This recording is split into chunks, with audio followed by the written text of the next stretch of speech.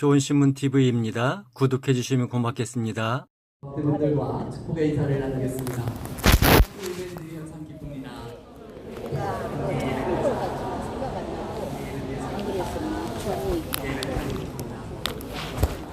우리 이 시간 문드라 머리 들어라 함께 찬양하며 예배로 나아가겠습니다.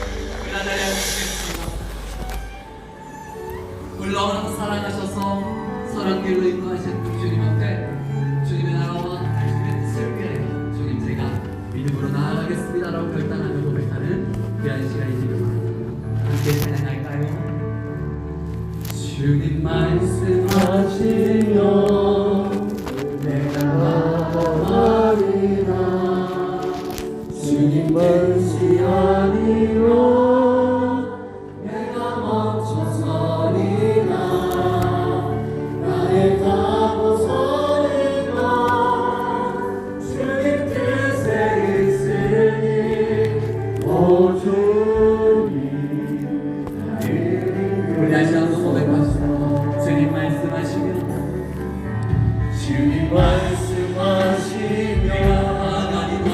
내가 나가리라.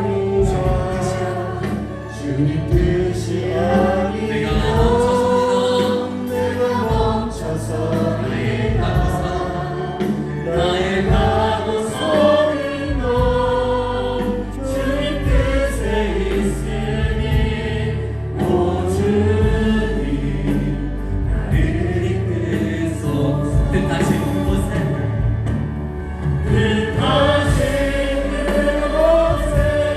나를 이끌고 갑니다. 이끄신 대로 순종하며 살리니 영원한 내 영혼 통하여 일하소서. 주님 나라와 그 뜻을 위하여 오 주님 나를 이끌.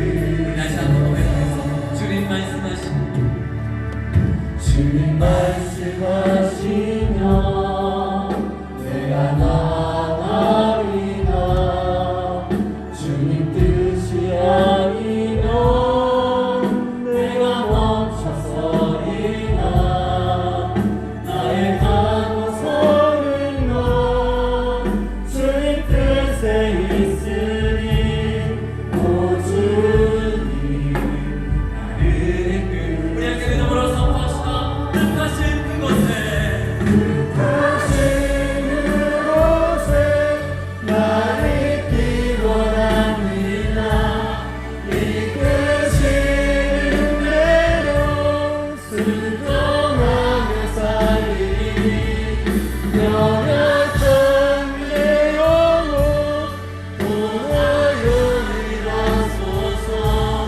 주님 나라와 그 뜻을 우리 시간으로 선포하시고 뜻하신 그곳에 뜻하신 그곳에 나를 이끌고 갑니다.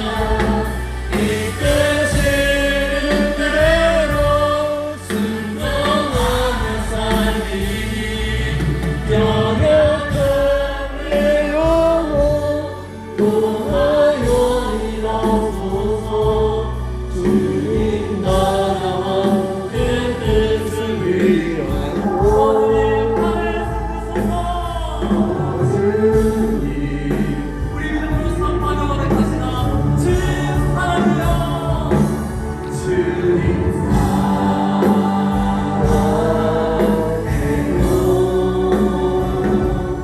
동방고 동성하네 하나님의 진리가 우리 시간 믿음으로 선포하시다. 주님 사랑해요.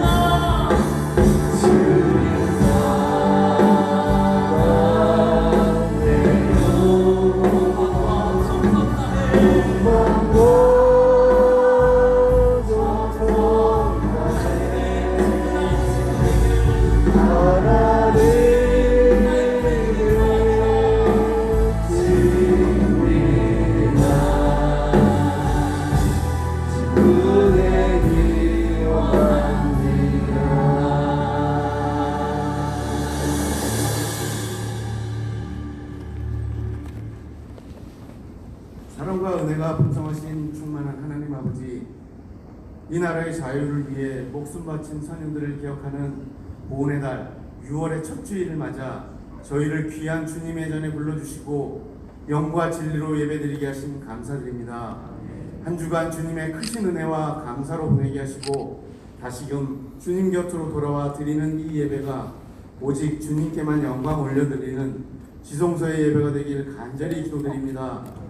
거룩하신 하나님, 말씀대로 살지 못하고 입술로는 주님을 사랑한다 하면서도 주님 주신 커다란 사랑과 은혜를 깨닫지 못하고 헛된 세상의 계산과 두려움을 먼저 앞세웠음을 고백합니다.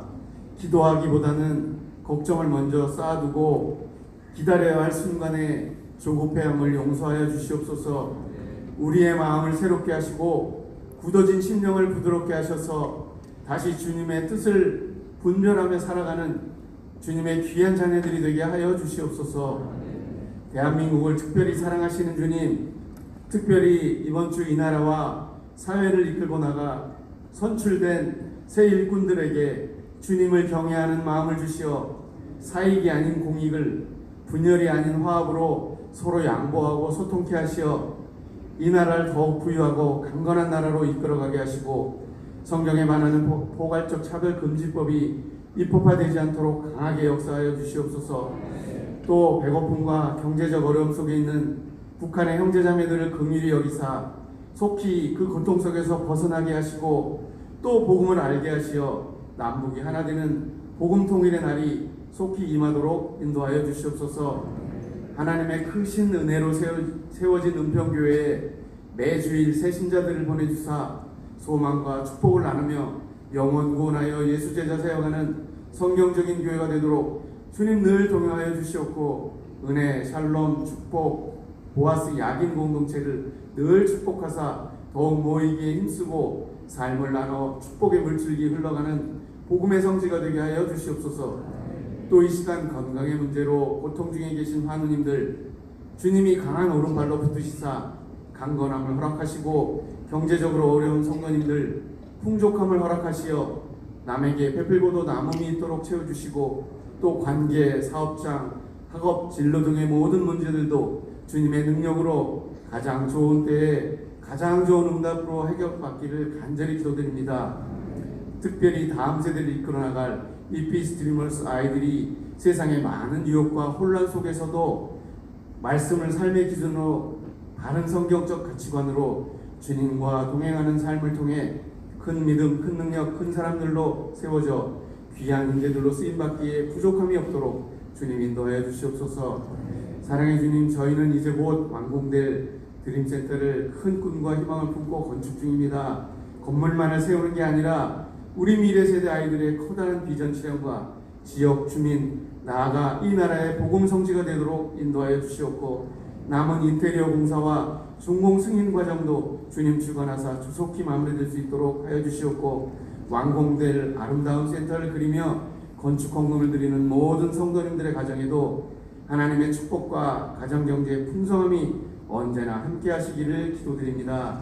또 우리 교회의 영적 발전소 사역을 담당하는 제17기 릴레이 중고기도실의 300 용사들을 축복하사 끝까지 기도 사명 감당할 수 있도록 인도하여 주시옵고 한 분 한 분의 기도가 강력한 영적 에너지가 되어 교회의 모든 교육자와 공동체와 성도들의 가정에 대대손손 축복의 통로가 되도록 주님 역사하여 주시옵소서.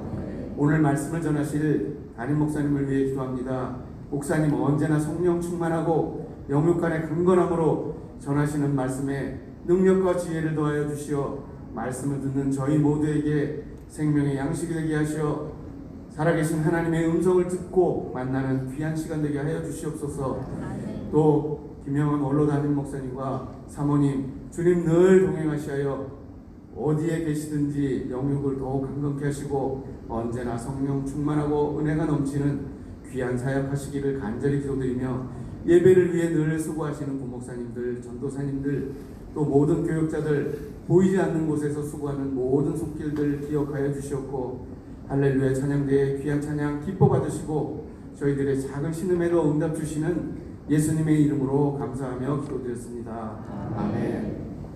하늘에 계신 우리 아버지여, 이름이 거룩히 여김을 받으시오며 나라가 임하시오며 뜻이 하늘에서 이루어진 것 같이 땅에서도 이루어지이다.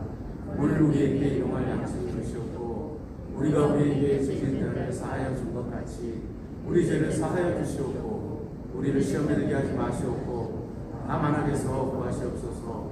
나라와 권세와 영광이 아버지께 영원히 있사옵나이다. 아멘.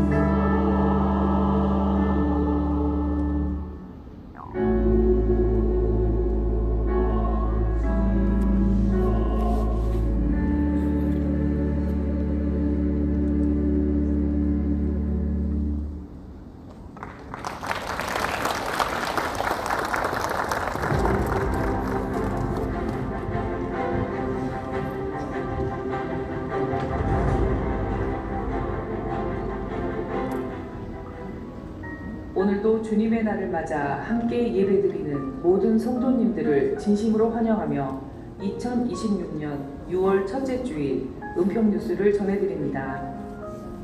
먼저 오늘 처음 오셔서 함께 예배드리시는 분들을 진심으로 환영합니다. 예배 후에 새가족실로 오셔서 담임 목사님과 인사 나누고 가시기 바랍니다. 6월 28일 주일부터 9월 첫 주까지 성령의 뜨거운 역사를 사모하며 2026 이열치열 명성 페스티벌을 엽니다. 자유로운 복장과 교회 타이슬링을 착용하셔서 에너지를 절약하는 데 협조해 주시기 바랍니다. 타이슬링이 없으신 분들은 신방 전도사님들에게 신청해 주시기 바랍니다. 오늘 2부 예배 시간에 세례식이 있습니다. 축하드립니다. 이번 주 수요 패밀리 워십은 엄승현 장로님께서 목자로 섬기는 탱케링 목장 주간으로 드립니다. 입교식이 6월 14일 다음 주일 2부, 3부 예배 시간에 있습니다. 제7기 새로운 삶 성경 공부 졸업식이 6월 14일 1부, 3부 예배 시간에 있습니다. 6월 14일 다음 주일로 예정되었던 총목자 모임은 사정상 다음 달로 연기되었습니다. 관리부에서 주관하는 교회 전교인 청소의 날로 6월 20일 토요일 새벽기도회부터 오전 11시 30분까지 교회 곳곳을 청소합니다. 모든 공동체가 기쁜 마음으로 함께 동참해 주시기 바랍니다. 6월 21일은 나라사랑 주일로 3부 예배 시간에는 나라를 위해 희생하신 호국 영령과 순국 선열의 뜻을 기리며 우리 교회 원호 가족들에게 위로금 전달식이 있습니다. 아울러 6.25 전쟁의 아픔을 기억하고 오늘날 주신 은혜에 감사하는 마음을 담아 점심 식사로 홍당 보리밥이 제공됩니다.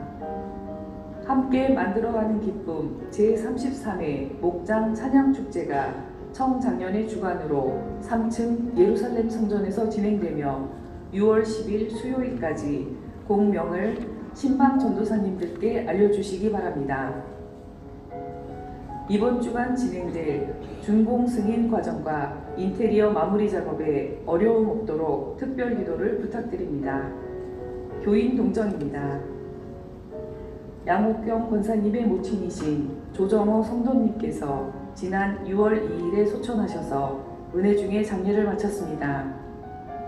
양옥경 권사님 가정에서 장례를 마치고 감사하여 다가를 제공해 주셨습니다. 감사드립니다. 여하식 집사님께서 6월 11일 이번 목요일 오후 2시 예장동 문학의 집에서 화백문학 신인문학상을 수상합니다. 축하드립니다. 최영분 권사님께서 본 서부병원에 입원하셨습니다. 기도 부탁드립니다. 다른 자세한 광고는 주보를 참고해 주시고 이번 한 주간도 건강에 유의하시고 주님 안에서 영원한 봄 누리시기 바랍니다. 감사합니다. 오늘의 성경 말씀은 창세기 2장 18절에서 24절 말씀입니다. 오늘의 성경 말씀은 창세기 2장 18절에서 24절 말씀입니다. 성경을 읽어드리겠습니다. 여호와 하나님이 이르시되 사람이 혼자 사는 것이 좋지 아니하니 내가 그를 위하여 돕는 배필을 지으리라 하시니라. 여호와 하나님이 흙으로 각종 들짐승과 공중에 각종 새를 지으시고 아담이 무엇이라고 부르나 보시려고 그것들을 그에게로 이끌어 가시니 아담이 각 생물을 부르는 것이 곧 그 이름이 되었더라. 아담이 모든 가축과 공중의 새와 들의 모든 짐승에게 이름을 주니라. 아담이 돕는 배필이 없으므로 여호와 하나님이 아담을 깊이 잠들게 하시니 잠들매 그가 그 갈빗대 하나를 취하고 살로 대신 채우시고 여호와 하나님이 아담에게서 취하신 그 갈빗대로 여자를 만드시고 그를 아담에게로 이끌어 오시니 아담이 이르되 이는 내 뼈 중에 뼈요 살 중에 살이라. 이것을 남자에게서 취하였은즉 여자라 부르리라 하니라. 이러므로 남자가 부모를 떠나 그의 아내와 합하여 둘이 한 몸을 이룰지로다. 아멘. 이 말씀은 여러분을 위한 하나님의 말씀입니다. 하나님께 감사를 드립니다. 네, 오늘 산부 예배에 참여하신 여러분 한 분 한 분 주님의 크신 사랑으로 환영합니다.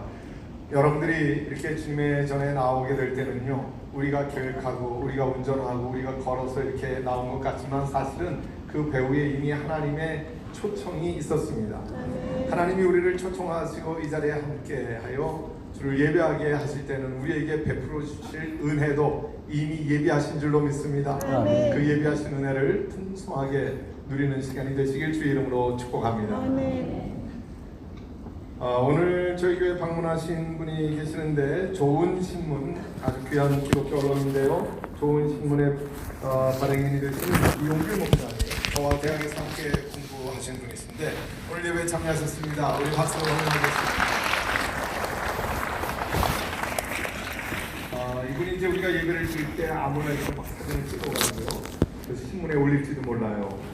그래서 사진에 잘 나오도록 긴장하고 말씀을 잘 들으셔야지 좋을 것 같습니다. 오늘 같은 날은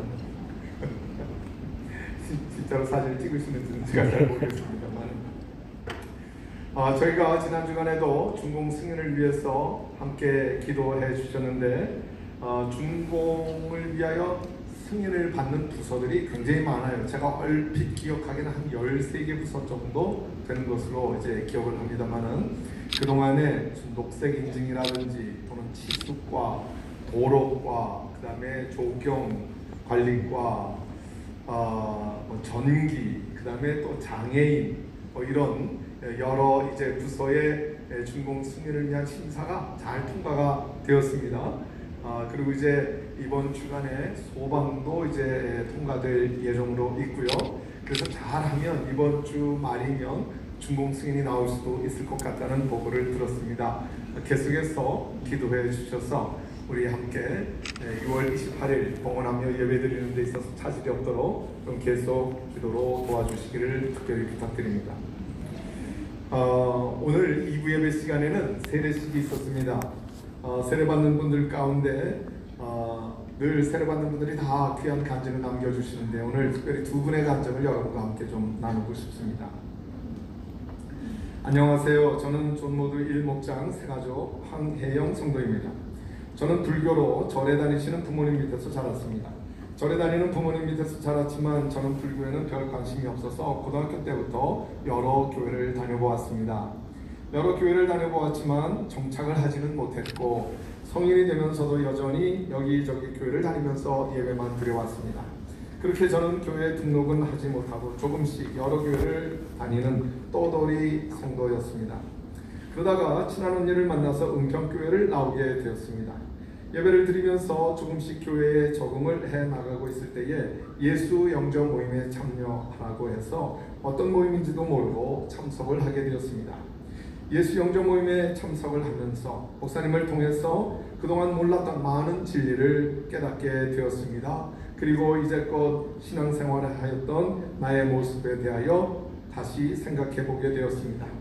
그 어떤 것도 아닌 하나님의 은혜로 천국에 갈 수 있다는 말씀에 그 은혜와 사랑에 대해 다시 깊이 생각해 보게 되었고 하나님의 구원의 섭리에 대해서도 깨닫게 되었습니다.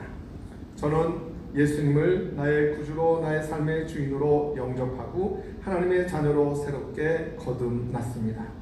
그 고백이 저의 인생의 최고의 고백입니다. 이제부터 구원받은 하나님의 자녀로서 어떻게 살아야 할지 생각을 많이 했습니다. 이제 세례를 받고 예수님의 주신 사랑과 은혜를 다른 사람들에게도 알려주고 또 믿음의 사람으로 살아가기 위해 노력하고자 합니다. 예수님을 더 깊이 알게 해주시고 세례받게 해주신 하나님께 감사드리고 인도하여 주신 언니에게도 감사하며 모두 영원한 복 많이 받으세요. 우리 한번 박수할까요? 함께 한번해봅니다. 교회를 다니기는 했는데 그냥 다닌 거예요. 구원의 복음의 진리도 만나지를 못했고 예수님을 영접할 기회도 갖지를 못했는데 우리 교회에서 예수님을 영접하고 그 구원받은 감사의 고백을 하면서 이제 하나님의 자녀로 살아가겠다고 하는 고백을 담고 오늘 세례를 받게 되었습니다. 또 이번에 청년들이 세례를 받게 됐는데 한 청년의 간증을 나누겠습니다. 안녕하세요. 야긴 청년공동체 천국의 만남 목장 김재강 청년입니다. 먼저 이 시간 세례를 받고 간증할 수 있는 은혜를 허락하신 주님께 감사를 드립니다. 초등학교 시절 저는 교회를 다녔습니다. 그때는 신앙심으로 다니는 것이 아니라 친구들과 노는 것이 즐거워서 교회를 열심히 다녔습니다. 그러던 중에 코로나가 찾아오게 되었습니다. 모든 것이 멈춘 그때에 친구들과 만날 수 없게 되자 점점 교회에 대한 마음이 멀어졌고 결국 중학교 2학년 때까지 중학교 2학년 때까지 교회를 다니지 않게 되었습니다. 네, 참 세대 차이를 경험하네요. 네, 코로나 때부터 교회를 안 나왔다 그래서 이제 왔더니 그로부터 중학교 2학년 때까지 못 다녔으니까 아마 초등학교 때 코로나를 경험했나 봐요. 지금에서야 고백하지만 하나님은 저를 포기하지 않으셨던 것 같습니다. 중학교 3학년이 되고 당시 은평교회를 다니던 친구의 권유로 저는 다시 교회에 오게 되었습니다. 물론 중3이 되고 나서도 친구들과 노는 것이 더 좋았지 예수님 나와 함께 하신다는 믿음은 없이 그저 교회를 다녔습니다. 그렇게 고등학교를 졸업할 때까지 제대로 된 신앙생활을 하지는 못했던 것 같습니다. 그러던 제 신앙생활의 첫 변화가 찾아온 것은 야긴 청년공동체 첫 여름 수련회였습니다. 저는 수련회를 계기로 그때부터 예수님에 대한 믿음이 조금씩 생기기 시작했고 이제는 제대로 된 신앙생활을 해보고 싶다는 마음이 생겼습니다. 그래서 주일에 꾸준히 출석하고 또 예수님 한 분만을 위하여 육성으로 온 마음을 다해 찬양하고 기도했습니다. 그전에는 육성으로 찬양을 안 했던가 봐요. 그냥 가성으로만 이렇게 찬양을 대충 했던가 봐요. 그러다 보니 우리들도 그럴 때가 많잖아요. 네. 이게 앞에 나와서 찬양할 때는 큰 목소리를 열심히 하는데 정작 여기 회중석에 앉아가지고 다 같이 찬양할 때는 대충 찬양하는 경우가 참 많거든요. 이게 남의 간증 소개하다가 중간에 잔소리가 들어가서 너무 죄송합니다. 여러분 찬송의 목소리만 바꿔도요 예배는 확 달라집니다. 굉장히 중요한 진리입니다. 내 찬양의 목소리만 바꿔도요 예배가 완전히 달라지는 걸 경험합니다. 힘있게 목소리를 다해서 이 친구 고백처럼 육성으로 그렇게 한번 찬양해 보십시오. 네. 그러면 정말 예배가 살아있고요. 하나님 나의 예배를 기뻐 받으신 것을 충분하게 경험하면서 기쁨과 감격이 넘치는 예배가 될 줄로 믿으시길 바랍니다. 계속 간증을 소개합니다. 육성으로 온 마음을 다해 찬양하고 기도했습니다. 그러다 보니 더욱더 내 안에 예수님은 계시는구나 하는 것을 느끼게 되었고 예수님의 살아계심이 느껴졌습니다. 저에게는 큰 감동이었습니다. 그렇게 저는 예수님께서 저에게 주신 달란트를 활용해 아나자오 찬양팀에 들어가서 악기로 주님을 찬양하기로 결단하게 되었습니다. 또한 예수님은 우리와 언제나 함께 하신다는 복음을 해외에 있는 어린이들에게도 전파하고 싶다는 마음으로 이번 몽골 선교에도 기쁜 마음으로 동참하게 되었습니다. 그리고 지난 주일에 예수 영접 모임에 참석해서 예수님을 나의 구주로 나의 삶의 주인으로 영접하고 예수님 한 분만을 위해 살아갈 것을 다짐하게 되었습니다. 오늘 받는 이 세례는 이전까지 내가 주인 되었던 삶에서 이제는 주님이 주인 되어 주시는 삶을 살겠다는 제 삶 가운데 거룩한 선언이 되기를 소망합니다. 이제 저는 단순히 교회를 다니는 사람이 아니라 내 삶의 모든 순간을 예수님을 주인으로 모시고 주님의 말씀에 순종하는 참된 하나님의 자녀로 살아가도록 하겠습니다. 부족한 저를 구원해 주신 예수님께 모든 영광을 올려드리며 또한 저를 믿음으로 이끌어준 모든 분들, 목자님, 목장 식구들, 목사님, 전사님께 진심으로 감사를 드립니다. 영원한 복 많이 받으세요. 여러분 박수. 네, 귀한 젊은이가 그저 교회만 왔다 갔다 하다가 이제는 믿음을 고백하고 또 세례를 받고 하나님의 자녀 되었다고 하는 확신을 가지고 예수님이 나의 주인 되는 삶을 살겠다는 이 결단, 얼마나 하나님이 기뻐하셨을까요? 사랑하는 여러분, 세례를 베푼다고 하는 것이 얼마나 귀한 일인지 모릅니다. 너무나 감격스러운 일이에요. 물론 우리의 신앙의 고백을 통해서 이제 세례식에 참여하여 세례를 받는 것이죠. 이 세례라고 하는 것 한 가지 예식일 뿐이기는 합니다. 그러나 그것은 하나님의 자녀로 나의 삶이 새롭게 태어났다고는 아주 구체적인 신앙의 고백이 되기 때문에 얼마나 뜻깊고 의미 있는 일인지 모릅니다. 그래서요, 이제 우리는요, 이렇게 교회 왔다만 가면 안 돼요. 그냥 교회 왔다만 가는 분들이 많잖아요. 지금 두 분 다 이제 그런 경험을 한 거예요. 그래서 우리 주변을 잘 돌아봐야 됩니다. 그냥 교회만 왔다 가시지는 않나 저분은? 그래서 그냥 교회만 왔다 가지 않고 정말 예수님을 영접하고 믿음으로 하나님의 자녀되어 살아가고 있나, 그걸 우리 관심 있게 보는 거예요. 그러지 못했다면 예수님 영접할 수 있도록 도와주고, 세례 받을 수 있도록 도와주고, 이런 간증을 가지고 살아갈 수 있도록 도와주고, 그게 우리 교회가 해야 할 사명인 줄로 믿습니다. 왜냐하면 우리 교회는 영혼 구원하는 교회고요, 구원받은 영혼들마다 예수 제자로 세워가는 교회잖아요. 그걸 위해서 주님은 교회를 세우셨거든요. 이건 우리 교회를 위한 저의 소망이 아닙니다. 교회를 세우신 우리 주님의 목적이에요. 여기 성경 구절이 아주 분명하게 새겨져 있잖아요. 성경을 통해서 주님이 교회는 이것을 위해 내가 세웠단다 분명히 말씀해 주시고 있거든요. 그래서 우리 교회는 세례 많이 베풀고 구원의 열매 풍성하고 구원받은 사람들마다 그저 교회만 왔다 갔다 하지 아니하고 날마다 신실한 예수의 제자로 변화되어가는 성화의 삶을 살아가는 열매가 풍성한 교회가 되기를 간절히 소망합니다. 우리 말씀 나누기 전에 성경을 높이 들어서 우리의 마음을 함께 고백하고 말씀을 나누죠. 우리 모두 큰 목소리로 고백하겠습니다. 이것은 나의 성경입니다. 나는 이 성경이 말씀하시는 사람이 될 것입니다. 이 성경이 말씀하시는 말씀이 될 것입니다. 이 성경이 말씀하시는 대로 오늘도 나는 하나님의 말씀을 배우겠습니다. 마음을 열어 말씀을 받아들이고 새로운 미래를 만들어 가겠습니다. 아멘. 아멘. 그대로 되시기를 축복합니다. 저희는 행복한 가정 만들기 시리즈로 함께 말씀 나누고 있는데요. 오늘 그 5번째 시간으로 이제 행복한 가정을 만들기 위해서 우리가 어떻게 하나님의 설계를 따를 수 있을까? 하나님의 설계를 따르려면 어떻게 해야 할까? 하는 제목으로 오늘 이 시간 함께 은혜를 나누려고 합니다. 우리가 집을 지을 때 가장 중요한 건 한 가지인데 그게 설계더라고요. 설계가 얼마나 중요한지 모릅니다. 이번 드림센터를 건축하면서도 경험을 했는데요. 설계가 참 중요하더라고요. 결국 건물은 설계를 따라서 지어가는 거거든요. 그런데 오늘 읽어주신 성경 말씀을 보니까 아주 굉장히 중요한 사실을 하나 발견하게 되는데요. 우리가 주로 이제 결혼식에 참여하게 되면 많이 듣게 되는 말씀입니다만은 창세기 2장 18절하고 24절의 말씀, 우리 다 같이 다시 한번 한 목소리 읽습니다. 여호와 하나님이 이르시되 사람이 혼자 사는 것이 좋지 아니하니 내가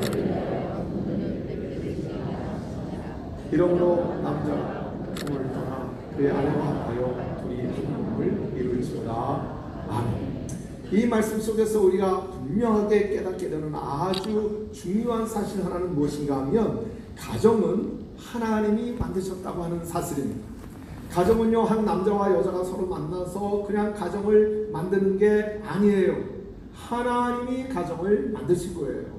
하나님이 가정을 만드실 때에는 거저 만들지 않으셨습니다. 하나님의 설계가 있어요. 하나님이 친히 디자인하시고 하나님이 설계하셨어요. 하나님의 설계도가 있어요. 우리 하나님은요, 계획하시고 그 일을 이루어 성취하시는 하나님이시라고 성경 분명히 가르쳐 주시고 있거든요. 그래서 가정을 위해서도 하나님은 설계도를 만드시고 그리고 그 하나님의 설계를 따라서 가정을 만드신 것입니다.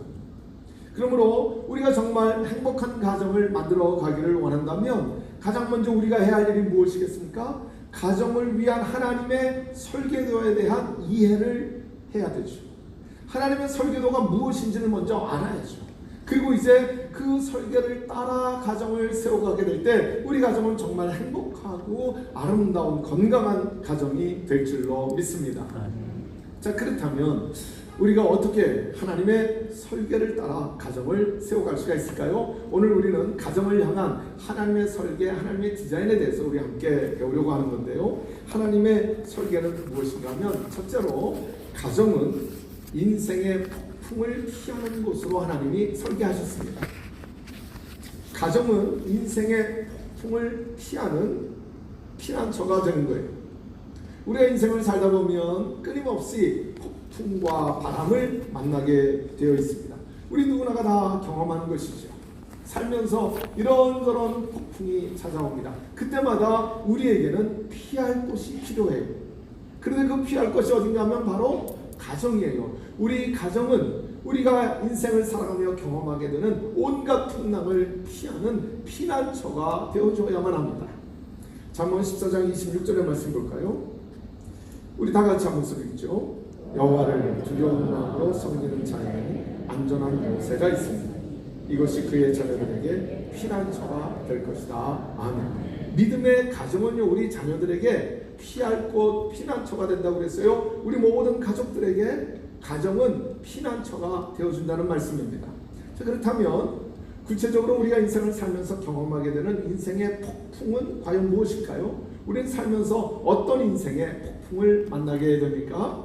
첫째는요, 변화가 일어날 때, 우리 인생에 갑작스러운 변화가 일어나게 될 때 우리는 인생의 폭풍을 경험하게 되는 겁니다. 그때 바로 가정이 피난처가 되어줘야만 하는 거예요. 인생에 변화가 일어날 때 피할 곳이 없으면 그러면 그 사람은 마음속에 깊은 불안감이 자리 잡게 되어 있습니다.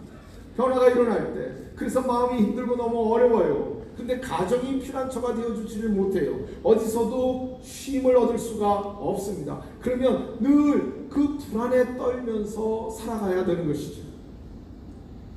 저희 아이들 어렸을 때 생각해 보면요, 이제 밤에 잠에 들 때면 이제 아이들 침대에서 잠을 자기를 시작합니다. 엄마가 책을 읽어주고 아빠가 위에서 기도해주고 그럼 이제 잠에 들게 되죠. 그런데 아침에 일어나 보면 얘들이 다 어디가 있어요? 예, 다 엄마 아빠 침대에 들어와 있어요. 잠을 잘 때는 지네 방에서 지네 침대에서 잠자기 시작했는데 아침에 깨우면 다 엄마 아빠 침대에 들어와 있습니다. 참 이상하죠? 아이들은 엄마 아빠 사이를 비집고 들어올 때 거기서 삶의 안정감을 경험하기 때문입니다. 그래서 그저 엄마 아빠 침대에 들어오기를 그렇게 좋아해요. 저희 아이들은 기억나기는요, 이 녀석들이 이제 대학을 가가지고 그래서 멀리서 공부하다가 방학 때 이제 오랜만에 집에 오잖아요. 그럼 이 녀석들 제일 먼저 하는 일이 있더라고요. 집에 들어와가지고는 그러고는 이제 안방에 와가지고 우리 침대에 벌렁 들어눕는 거예요. 그 침대에 막 엎어지기도 하고 그러면서 한참을 있어요. 거기서 삶의 안정감을 다시 한번 느끼는 것이죠. 이렇게 가정은 자녀들에게 피난처가 되어주는 겁니다. 아이들이 자라면서 경험하는 인생의 여러 가지 많은 변화들이 있잖아요. 사춘기가 되면 신체적인 변화가 찾아오고 동시에 여러 가지 정서적인 변화를 경험하게 마련입니다. 때로는 이사를 갈 때도 있고 전학을 가야 될 때도 있고 또 반이 바뀌기도 하고 학년이 올라가면서 새로운 선생님을 만나고 새로운 친구를 만나야 되고요. 또는 상급학교에 진학을 하면서 여러 가지 많은 변화들을 경험하게 되죠. 교회도 마찬가지입니다. 교회에서도 학년이 올라가면서 새로운 전도사님을 만나고 새로운 친구들을 만나고 이런저런 변화를 경험합니다. 그때마다 가정이 피난처가 되어주는 거예요. 자녀들 뿐이겠습니까? 어른들도 마찬가지죠. 직장을 옮기게 될 때가 있죠. 또 직장의 보스가 바뀔 때도 있죠. 새로운 일이 주어지기도 하고요. 또 나이가 들고요. 때로는 은퇴를 하게 되고요. 그러면서 우리 인생에 많은 여러 가지 변화를 경험하면서 살아갑니다. 그때마다 가정이 피난처가 되어줄 때 그게 바로 가정을 향한 하나님의 설계입니다. 둘째로 실패했을 때 우리는 인생의 폭풍을 경험하게 됩니다. 실패했을 때 낙심하게 됩니다. 괴로움을 경험하게 될 때가 있어요. 그게 인생의 풍랑입니다. 학교 다니면서 공부를 합니다. 근데 시험을 보면 점수가 잘 안 나오네요. 체육은 A예요. 근데 체육만 A예요. 나머지는 B, C. 성적에 웬통 비실비실해요. 성적표가 맨날 C, D 이래요. 성적이 영 시들시들해요. 학교를 다닐 때는요, 공부하는 아이들에게는요, 이 공부가 차지하는 인생의 비중이 엄청 큽니다. 그 때문에 공부를 못하게 되면 그것이 실패한 인생이라는 생각을 주게 되거든요. 그때마다 가정이 피난처가 되어줘야 돼요. 어른이 되어서도요, 직장에서 인정받지 못하게 될 때가 있습니다. 계획했던 일들이 무너지게 될 때도 있고요. 그러면 그때마다 가정이 피난처가 되어줘야 돼요. 우리가 살면서 실패하지 않을 수 있나요? 누구나 다 실패하면서 살아갑니다. 저도 그렇고요, 여러분들도 그렇고, 우리 살면서 실패했던 순간들이 다 있을 거예요. 그때마다 가정이 피난처가 되어주는 거예요. 그래서 우리가 잘 아는 맥카더 장군은 자녀들을 위하여 기도할 때 이렇게 기도했습니다. 우리 같이 기도하는 마음으로 우리 맥카더 장군의 자녀를 위한 기도 함께 읽어보면 좋겠습니다. 주여, 제게 이런 자녀를 주소서. 약할 때에 자기를 돌아볼 줄 아는 여유와 두려울 때에 자신을 잃지 않는 용기를 가지고 정직한 패배를 부끄러워 아니하며 승리에 겸손하고 온유한 자녀를 저에게 주소서. 생각해야 할 때에 고집하지 말게 하시고 주님을 알고 자신을 아는 것이 지식의 기초임을 아는 자녀가 되게 하소서. 원하오니 자녀를 평탄하고 아니한 길로 인도하지 마시고 고난과 도전에 직면하도록 하소서. 그리하여 폭풍 속에서 용감히 싸울 줄 알고 패자를 방문할 줄 알도록 가르쳐 주소서. 아멘. 참 얼마나 귀한 기도예요. 여러분, 실패한 건 사실 문제가 아닙니다. 실패했을 때 그때 가정이 피난처가 되어주면 그러면 거기서 다시 일어날 힘을 얻게 되는 거죠. 다시 도전할 수 있게 되는 거죠. 패배로 인하여 무너지는 인생이 되지 아니하는 거죠. 그래서 가정은 실패했을 때 피난처가 되어주는 게 참 중요합니다. 셋째로, 거부당하게 되었을 때, 거부당했을 때, 그때 우리는 인생의 폭풍을 경험하게 되거든요. 그때 가정이 피난처가 되어줘야만 합니다. 거부당하는 순간들이 있거든요. 입학시험에 떨어질 때 있어요. 입사시험에서 떨어질 때가 있습니다. 애인하고 연애하다가 채일 때가 있습니다. 친구들로부터 따돌림 당할 때도 있어요. 왕따 당할 때도 있어요. 회사에서 쫓겨날 때도 있어요.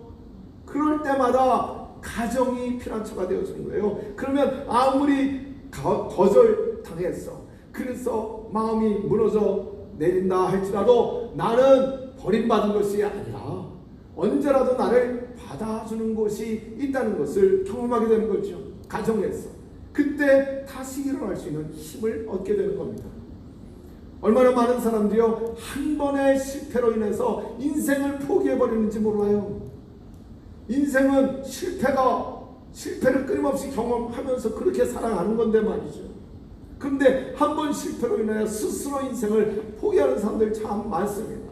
그러므로 우리의 인생에 여러 가지 변화가 일어나게 될 때에 실패하기도 하고 거절을 당하기도 하고 또는 변화가 일어나고 막 소용돌이가 치는 거죠. 풍랑이 몰아오는 거죠. 그럴 때마다 가정이 언제라도 받아주고 안아주고 품어주고 등 들여주고 쉴 수 있는 곳 피난처가 되어주는 것이 얼마나 중요한지 모릅니다. 서로의 이야기를 들어주는 거예요. 참 이상하죠? 우리가요, 자주 만나는 사람하고 말이 많아질까요? 가끔 만나는 사람하고 말이 많아질까요? 그걸 아시네요. 오랜만에 만났으니 얼마나 할 말이 많이 쌓여 있을까요? 근데 그렇지 않더라고요. 오랜만에 만나면 할 말이 하도 많이 쌓여 있다가 오랜만에 만났기 때문에 그냥 할 말이 많을 것 같은데 안 그렇더라고요. 오랜만에 만나면 할 말이 별로 없어요. 어제 하루 종일 떠들고 헤어졌다가 그 다음날 만났는데 또 할 말이 왜 이렇게 많은지. 그래서 목장은 참 신기한 곳이에요. 매주 삶을 나누는데 그 삶의 이야기를 나누는 것이 기쁨이고 감사하고 그러면서 더 정말 가까운 믿음의 식구가 되어가는 것을 우리가 경험하게 됩니다. 가정에서 식구들이 만났을 때 어때요? 말을 안 하기 시작하면 그러면 밥상에 같이 마주 앉았는데도 할 말이 없어요. 말을 안 하기 시작하면 계속 점점 더 할 말이 없어지고 맙니다. 어제 저희 아버님과 또 집사람하고 또 의정이하고 같이 저녁 식사를 하게 됐습니다. 그래서 이제 가까운 식당에 가서 식사를 하는데 바로 앞에 테이블에 엄마하고 아들 하나, 또 다른 엄마와 아들 둘, 이렇게 5명이 같이 식사를 하러 오신 것 같아요. 엄마 둘이 서로 마주 앉았고 그리고 아이들 셋이 서로 마주 앉았어요. 근데 엄마 둘은 술을 마시고 그리고 이제 아이 셋은 그건 뭐 보려고 본 건 아니고 그냥 우리 바로 요 앞 테이블이니까 자동적으로 보게 되는데 아이들 셋이 핸드폰을 들고 셋 다 열심히 게임을 해요. 한마디도 하지 않아요.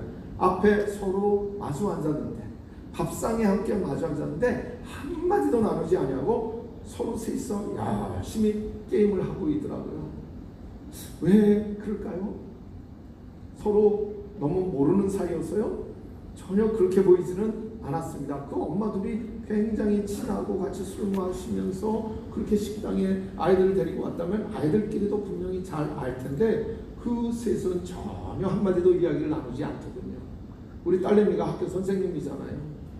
근데 딸내미가 그러더라고요. 원래 말하는 거를 배우질 못해서 그런 거예요. 저한테 그렇게 설명을 해주더라고요. 정확한 사정은 잘 모르겠지만은 서로 만나면 밥상머리에 마주 앉아 이야기 나누는 걸 해본 적이 별로 없어요. 너무 어색해요. 밥상에 마주 앉았다는 사실, 밥상에 서로 함께 같이 앉았다는 이 사실 자체가 너무 불편하고 어색해요. 말을 하기가 힘이 들어요. 그러니까 핸드폰에 시선을 집중시키는 게 훨씬 더 편한 거예요. 많은 사람들이 가정에서 함께 피난처가 되어 실패했든지 인생의 어떤 변화를 경험하고 있든지 때로는 거절당해서 마음이 아프든지 간에 함께 가정에서 서로 둘러앉아 얼굴을 대할 때마다 이야기를 나눌 수 있었어야 되는데 그게 없었네요. 서로 등 두드려주고 축복해주고 기대해주고 소망을 나누어주고 이게 가정에서 이루어졌어야 되는데 그게 그만 안 됐던 거예요. 가정이 전혀 피난처 역할을 못했던 거예요. 가정이 피난처가 될 때 우리가 인생에서 어떤 풍랑을 만난다고 할지라도 다시 일어날 수 있는 힘과 용기를 얻게 되고 재충전하게 되고 힘있게 달려가게 될 줄로 믿습니다. 마가복음 3장 25절의 말씀을 보십시오. 한 가정이 돌아야 갈라지면 그 가정은 망하고 만다. 가정이 믿음으로 하나 되어서 서로를 품어주고 피난처가 되어주지 않으면 가정 망한다고 지금 성경은 가르쳐 주시는 거예요. 인생의 여러 가지 폭풍을 만나게 될 때가 있을 거예요. 그때마다 우리 피할 만한 곳이 되어주는 그런 여러분의 행복한 가정이 다 되시길 주님의 이름으로 축복합니다. 자, 둘째로 하나님은 가정을 인생의 지혜를 배우는 곳으로 설계를 하셨습니다. 하나님은 가정을 만드실 때에 배우는 곳으로 설계를 하셨어요. 우리 자녀들이 인생을 살아갈 수 있도록 잘 준비시켜주고 가르쳐주는 곳이 가정이라는 겁니다. 그러니까 가정은 배움의 터가 되는 거예요. 세상 그 어디서도 가르쳐주지 않는 것을 배울 수 있는 곳이 바로 가정이에요. 밥은 어떻게 먹는지, 젓가락질은 어떻게 하는지 이거 다 가정에서 배우잖아요. 이야기를 하고 먹고 살아가는 데 필요한 모든 것을 다 우리는 사실은 가정에서 부모로부터 배우는 거예요. 에베소서 6장 4절의 말씀을 봅시다. 우리 아버지이신 여러분 그랬으니까 아버지들이 먼저 읽어야 되겠습니다. 우리 아버지들 다 함께 읽죠. 아버지이신 여러분, 여러분의 자녀를 노엽게 하지 말고 주님의 훈련과 훈계로 기르십시오. 아멘. 아버지들이 이 성경을 읽는 것도 시원치 않으니 이 성경대로 가르치는 건 얼마나 제대로 하겠습니까? 주여. 말씀 다시 보여주세요. 여기 아버지이신 여러분 그랬는데 이건 먼저 아버지들을 향해 주시는 말씀이죠. 네, 아버지들이 이 말씀을 잘 깨달아야 돼요. 동시에 아버지라고 하는 건 그냥 아버지만을 말하는 건 아니고요. 모든 부모님들을 말하는 겁니다. 부모님만 말하지 않습니다. 할머니, 할아버지도 다 포함이 되어 있어요. 요즘은 할머니, 할아버지도 다 아이들을 키워주시잖아요. 자, 우리가 자녀들을 키울 때 손주가 되었든지 상관이 없습니다. 뭐라고 성경은 말씀하세요? 여러분의 자녀를 노엽게 하지 말고 주님의 훈련과 훈계로 기르십시오. 그러니까 자녀들을 잘 가르쳐야 된다고 그 가르치는 책임이 우리에게 있다고 성경은 지금 말씀해 주시고 있는 겁니다. 가정은 잘 가르치고 배우는 곳이 되어야만 합니다. 학교에서 가르쳐주기 전에, 학원에서 배우기 전에요.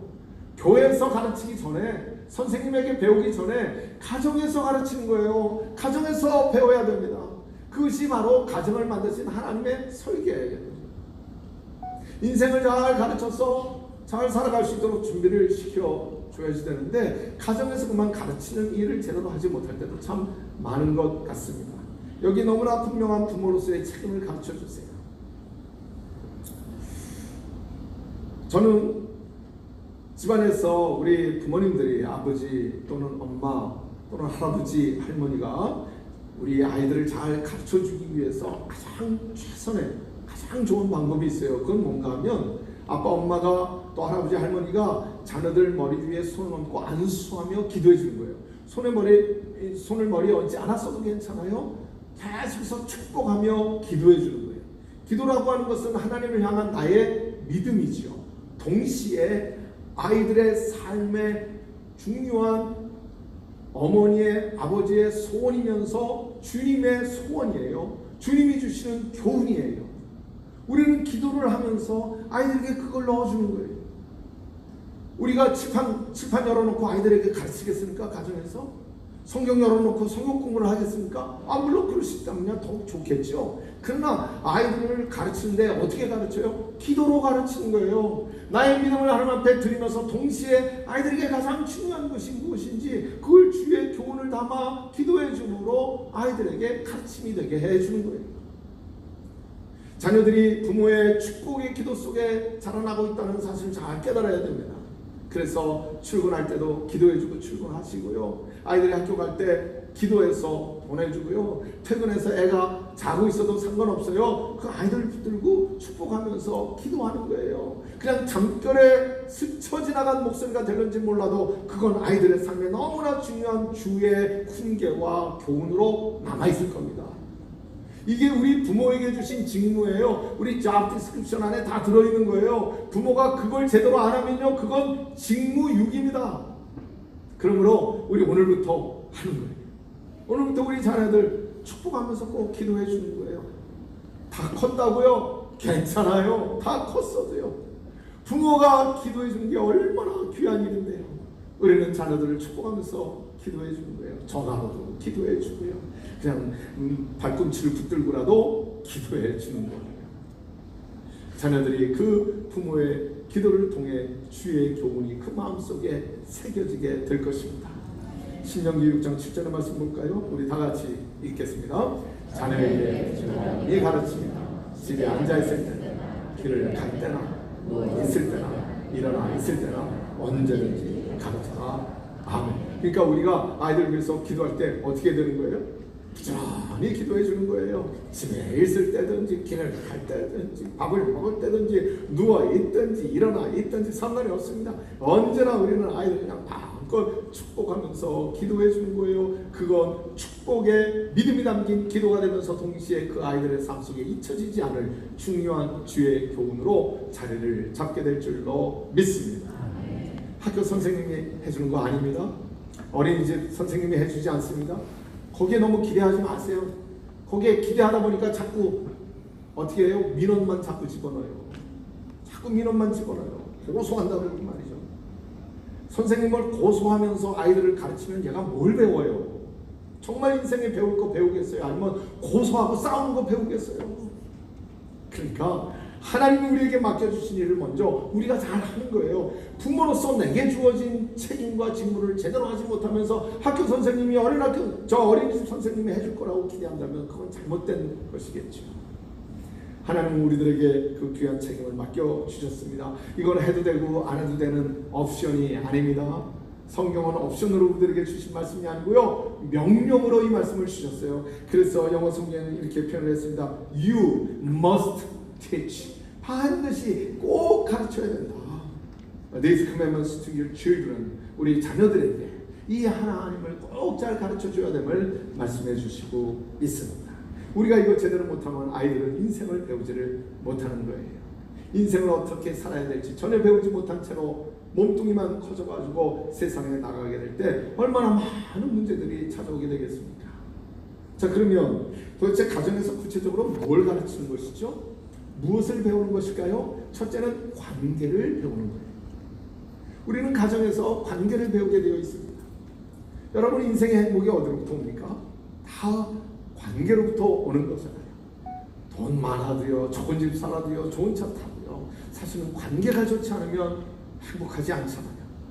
그래서 우리는 가정에서 모든 이 관계를 배우는 거예요. 하나님과의 관계, 또 함께 살아가는 사람들과의 관계, 그리고 함께 살아가는 이 자연과의 관계, 그거 다 가정에서 배우게 되어 있습니다. 또한 가정에서는 성품을 배우게 되어 있습니다. 가정에서는 둘째로 성품을 배우는 거예요. 사람의 성품 개발은 다 가정에서 이루어지거든요. 너무나 중요하지요. 오늘날 우리 자녀들은 학습 능력의 개발은 끊임없이 해나가는데 성품 개발은 전혀 관심하지 못하고 그렇게 자라난다고 생각이 됩니다. 성품이라고 하는 건 좋은 습관 속에서 나오게 되겠죠. 그래서요, 부모님들이 늘 사람들을 초청하고 먹이고 또 함께 나누어주고 베풀어주고 섬기고 그러잖아요. 그런 아이들은 너무나 자연스럽게 그런 성품을 품게 되어 있어요. 성품 개발은 절대 말로 되지 않잖아요. 반드시 삶으로 배우게 되어 있거든요. 보고 배우게 되어 있거든요.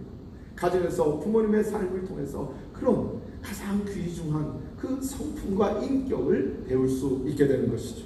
셋째로는 가정에서 가치관을 배우게 되어 있습니다. 인생을 살아가는데 무엇이 정말 중요한지 무엇이 덜 중요한지 이거 다 가정에서 배우는 거예요.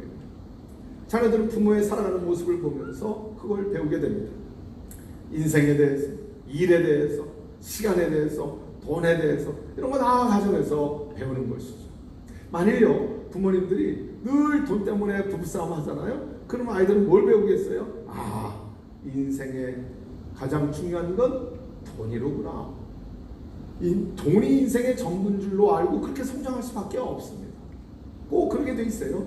만일 부모가 돈 몇 푼 쓰고 어깨에 힘주잖아요. 큰소리 치잖아요. 그러면 아이들은 뭘 배우겠습니까? 돈이란 게 그렇게 힘이 있는 거로구나. 돈 앞에서는 사람들이 절절매고 큰소리 쳐도 되는 거로구나. 돈이 이게 최고로구나. 그래서 돈 많이 벌면 그만이다. 그리고는 돈 모은 데만 관심을 하고 욕심쟁이가 되어버리지 않겠습니까? 그리고는 그 돈 가지고 설사 돈을 벌었다 할지라도요 그것 가지고 갑질하면서 사는 거예요. 절대로 복되고 아름다운 인생이 될 수가 없잖아요. 이사야 38장 19절에 말씀합니다. 주의 신실을 아비가 그 자녀에게 알게 하리라. 영어 성경에 보니까 one generation makes known your faithfulness to the next 그랬습니다. 그러니까 여기 아비가 자녀에게 알게 하라고 말씀했는데 그 뜻은 무엇인가 하면 one generation to the next generation 한 세대가 그 다음 세대에게 이것을 잘 알게 해줘야 된다고 지금 말씀해 주시고 있는 겁니다. 이게 바로 하나님의 가정을 향한 설계이기 때문에 그렇습니다. 사랑하는 여러분, 우리 가정은 어떻습니까? 우리 스스로 한번 잘 돌아보면 좋겠어요. 저도 지금 이렇게 설교를 하고 있지만 성경의 분명한 진리이기에 여러분들에게 큰 소리 치면서 이렇게 설교를 하고 있지만 저 자신이 우리 가정을 생각하면서 너무 조심스럽고 한편 좀 부담스럽고요. 그리고 두렵기도 합니다. 우리 가정은 얼마나 아이들에게 잘 가르쳐 주었을까? 함께 살아가는 사람들과의 관계를 어떻게 해야 되는지 나는 어떻게 가르쳐 주었을까? 얼마나 성품을 개발해 갈 수 있도록 바른 가치관을 세워줄 수 있도록 그렇게 우리가 정말 배움이 있는 가정이었던가 조심스러운 마음으로 돌아보게 됩니다. 분명히 하나님의 설계는 가정은 배우는 곳이라고 그랬는데요. 나는 가정에서 어떻게 자녀들의 인생을 준비시켜 주었고 우리 인생은 무엇이라고 가르쳐 주었던가 스스로 돌아보게 됩니다. 우리 모두 함께 정말 겸허한 마음으로 돌아보고 새롭게 결단하기를 원합니다. 아이들이 이미 다 자랐다고요? 괜찮아요. 무슨 상관이에요? 우리가 우리 자녀들을 위해서 지금도 믿음으로 하나님이 가정을 향하여 세우신 설계도를 붙드는 거예요. 그리고 우리는 계속해서 우리가 하나님 앞에 부르심을 받는 날까지 그 자녀들을 축복하면서 기도할 거잖아요. 그럼 이 설계도를 붙드는 게 얼마나 중요합니까? 그래서 우리의 기도가 변치 않아야 되거든요. 계속해서 그걸 물려주게 될 때 그것은 generation to generation, 세대와 세대를 넘어서 믿음의 아름다운 유산이 되어질 줄로 믿습니다. 나이가 얼마가 되어도 상관없어요. 이미 다 때가 지난 것 같아도 괜찮아요. 지금도 우리는 믿음을 가지고 하나님 앞에 기도하고 자녀들을 축복하며 기도하는 겁니다. 그러면 성령님이 그 기도 속에서 우리 사랑하는 자녀들의 심령 속에 그 삶 속에 역사하실 줄로 믿습니다. 아멘. 그래서 우리 새롭게 결단하고요. 정말 하나님이 설계하신 대로 배움과 가르침, 주의 교훈이 있는 그런 귀한 가정들 이루어갈 수 있게 되기를 주의 이름으로 축복합니다. 우리 젊은 부모님들은 정말 이 사명 다시 한번 굳게 붙드셔야 합니다. 무슨 민원 올리고 고소할 생각 아예 하지 마시고요. 정말 부모로서 아이들 나는 어떻게 가르쳤나 우리 스스로 돌아보고 최선을 다하는 거예요. 아멘. 부모가 아이들을 무서워하면 그러면 못 가르치죠. 아이들을 두려워하기 시작하면 그러면 못 가르칩니다. 여러분, 아이들은 지금 엄마가 아빠가 내게 지금 뭐라고 이야기를 하지만 나를 지금 두려워하고 있나? 아니면 정말 사랑으로 담대하게 내게 말씀해 주시는 건가? 다 알죠? 아이들은 다 알아요. 전에도 제가 이 비슷한 말씀 한번 나눈 적이 있어요. 그랬더니 어느 성도님 한번 저에게 오셔서 그러더라고요. 자기 손녀딸이 뭐 2살인가 3살인가 아주 어린데 다 알아요. 목사님, 오늘 목사님 말씀이 다 맞아요. 2살 3살 아주 어린애인데도 많이 다 알아요. 그러시더라고요. 여러분, 2살 3살 어린애들만 알아요? 강아지도 알아요. 강아지 키우는 분들 많이 계실 텐데요. 강아지가요 지금 목에 끈을 하고 저 양반이 지금 이 끈을 붙들고 가기를 하는데 저 사람이 지금 내 눈치를 보고 있나 아니면 내가 저 사람의 눈치를 봐야 되나? 그거 강아지가 다 압니다. 그래서 이 끈을 붙들고 가기는 하는데 이 사람이 내 눈치를 보는 사람이로구나 하는 걸 딱 아는 순간 강아지는 그 주인의 말 듣지 않아요. 끈은 그 사람이 붙들었을런지 몰라도 내가 주인이야. 아, 가기 싫어. 또 가고 싶으면 내가 갈게. 그게 강아지예요. 강아지도 다 알아요. 그러니 부모가 두려운 마음을 가지고 아이들을 가르치려 한다면 아이들이 뭘 배우겠어요?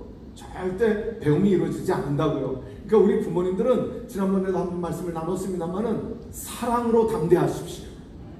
사랑으로 담대합니다. 그리고 아이들을 두려워하지 말고 가르쳐야 됩니다. 그때 행복하고 아름다운 가정, 그들은 복된 인생을 살아가게 될 줄로 믿습니다. 셋째, 가정은 인생의 행복을 누리는 곳입니다.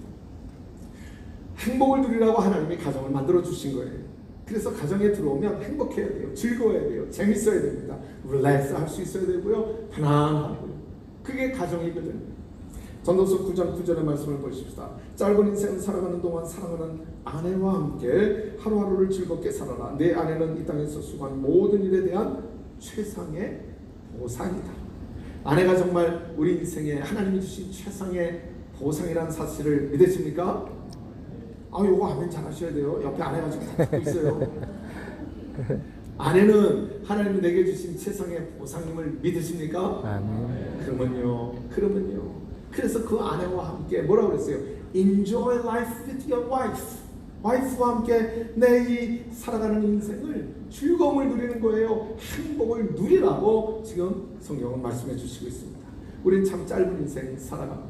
그러므로 하나님이 주신 아내, 하나님이 주신 남편, 하나님이 주신 자녀들 함께 더불어 즐겁게 행복하게 살아가는 거예요. Enjoy your life with your wife, your husband, your children, your parents.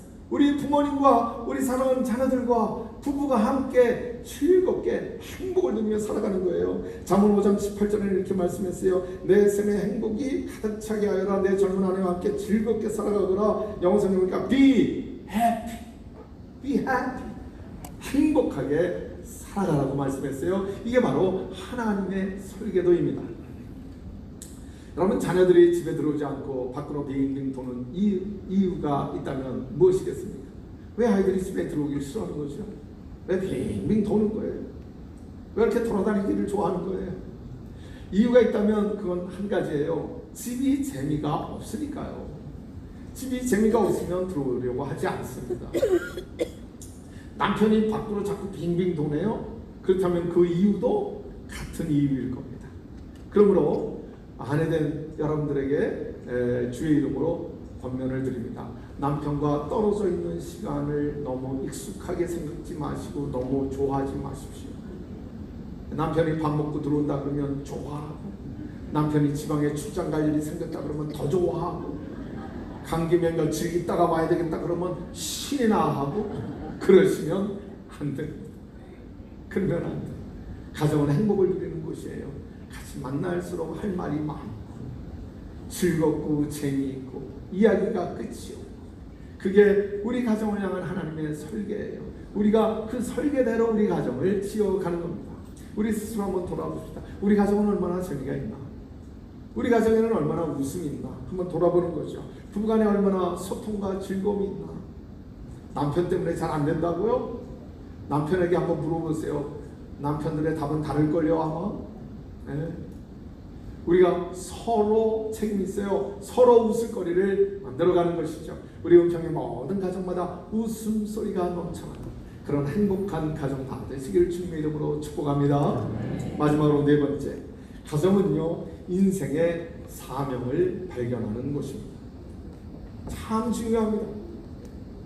인생에 주어진 사명을 발견하는 것이 바로 가정이에요. 우리가 인생을 살아가면서 아무런 사명도 없고 할 일도 없고 미션이라는 게 도대체 뭔지 모르고 그냥 살아가는 사람들이 참 많아요. 사명이니 뭐니 그런데 아예 관심조차 없이 살아가는 사람들 참 많습니다. 그냥 밥 먹고 그냥 사는 거예요. 무슨 나이 들었으니까 결혼하고 남들 다 그렇게 하니까 자식 낳고 그러고 그냥 사는 거예요. 인생의 의미, 인생에 가야 할 방향, 사명 이런 거 없이 그냥 살아갑니다. 너무나 불쌍한 인생을 사는 것이죠. 여러분, 인생의 사명을 깨닫지 못하는 이유가 과연 무엇일까요? 여러분 자녀들에게 한번 물어보십시오. 너는 대학 가면 뭘 전공하고 싶니? 너는 크면 도대체 뭐가 되고 싶고 뭘 하고 싶으니? 한번 물어보세요. 아이들이 어떻게 대답하죠?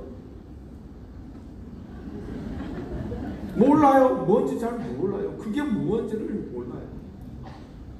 도대체 뭘 해야 될지, 뭐가 돼야 할지 인생의 방향을 찾지 못하는 자녀들도 참 많습니다. 그 가장 큰 이유가 무엇일까요? 인생의 방향을 찾지 못하는 가장 큰 이유는요, 하나님을 모르기 때문입니다. 내 인생을 만드시고 나를 이 땅에 내신 하나님의 계획과 목적을 모르면 내 인생의 사명도 알래야 알 수가 없는 거죠. 그저 그냥 살아가는 거죠. 그러니까 인생이 항상 생존의 수준에 머물러 있을 수밖에 없습니다. 내 인생에 정말 가치 있고 귀한 일은 바로 하나님과의 관계 속에서 발견할 수 있는 거예요. 그러므로 하나님은 자녀들의 인생에 있어서 부모가 줄 수 있는 옵션이 아닙니다.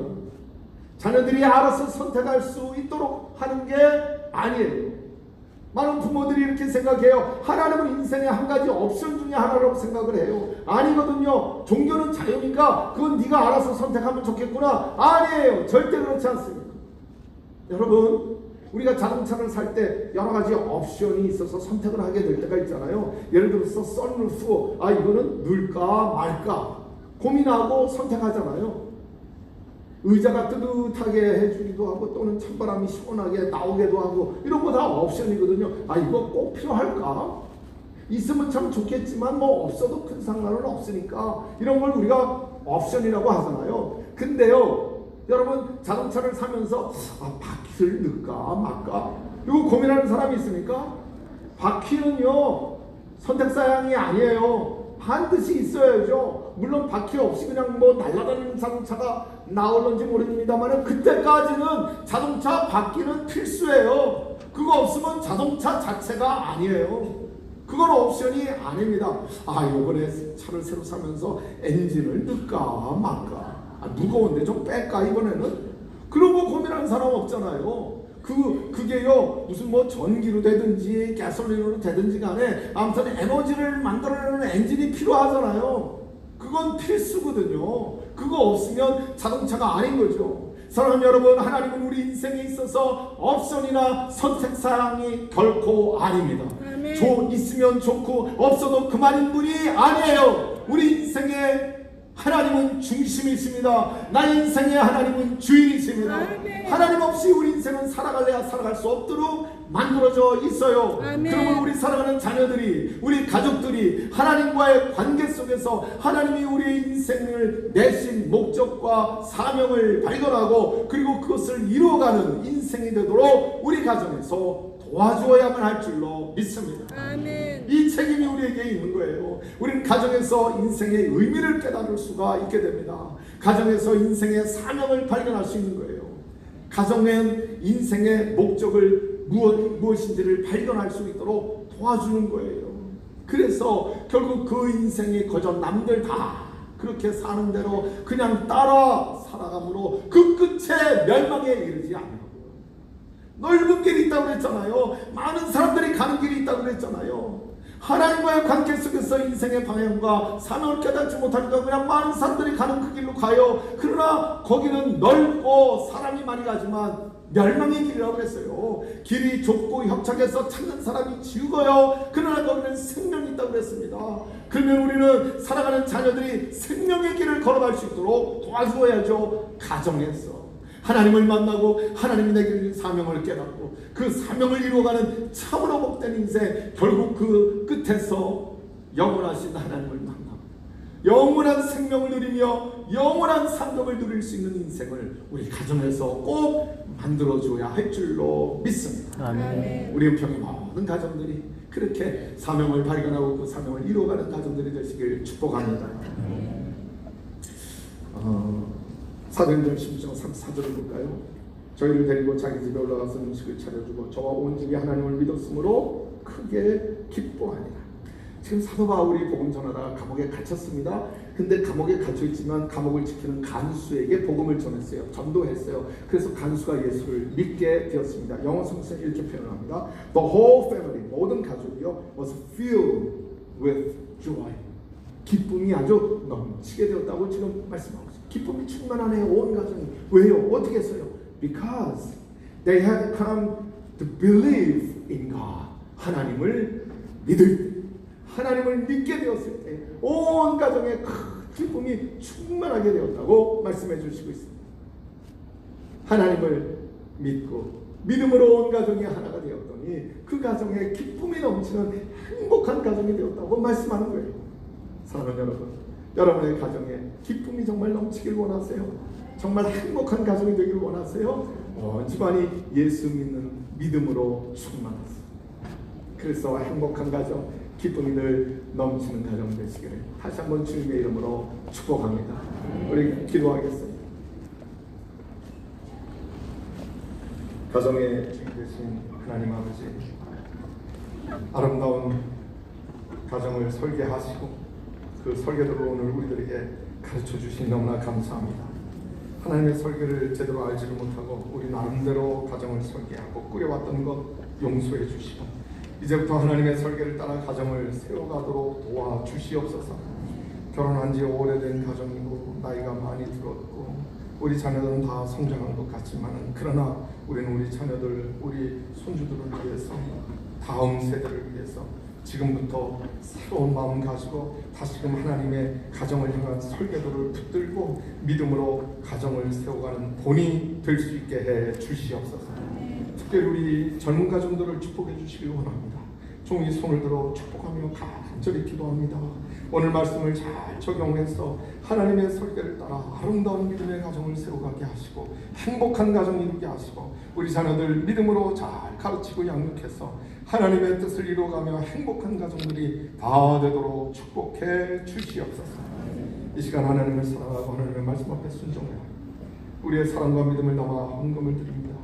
이 헌금과 함께 드린 우리의 삶을 받아주시고 하나님을 넓게 여셔서 신령한 영적인 복 부어주시고 또한 이 땅에 필요한 것도 넉넉히 채워주시므로 하나님이 주신 것 가지고 마음껏 나누고 베푸는 축복의 통로가 되는 우리 모든 가정들이 되게 해 주시옵소서. 예수님의 이름으로 간절히 기도 올렸나이다. 아멘. 우리 함께 찬양 부르면서 준비한 예물 드릴게 우리의 삶을 헌신하게 함께 주 앞에 드리겠습니다.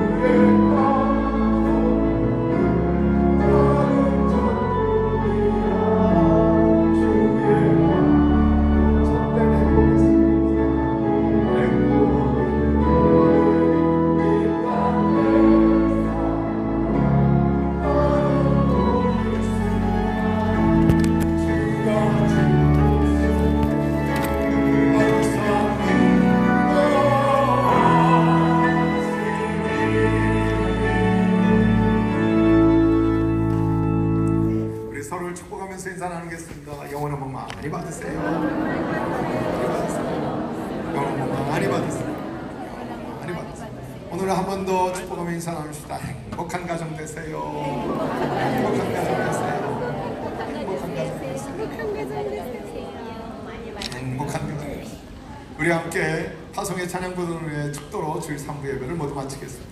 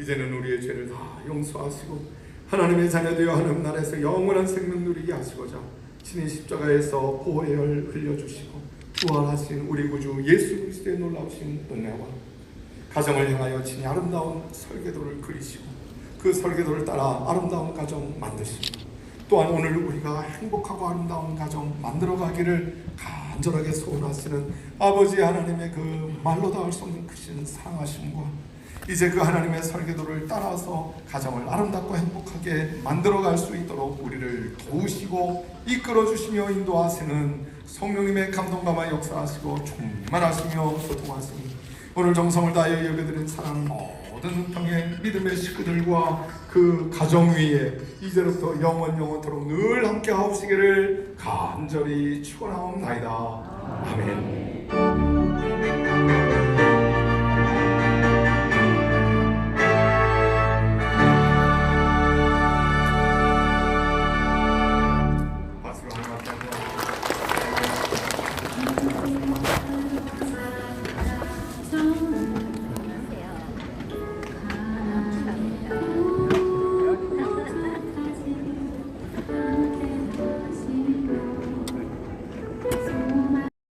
좋은 신문 TV를 시청해 주셔서 감사합니다.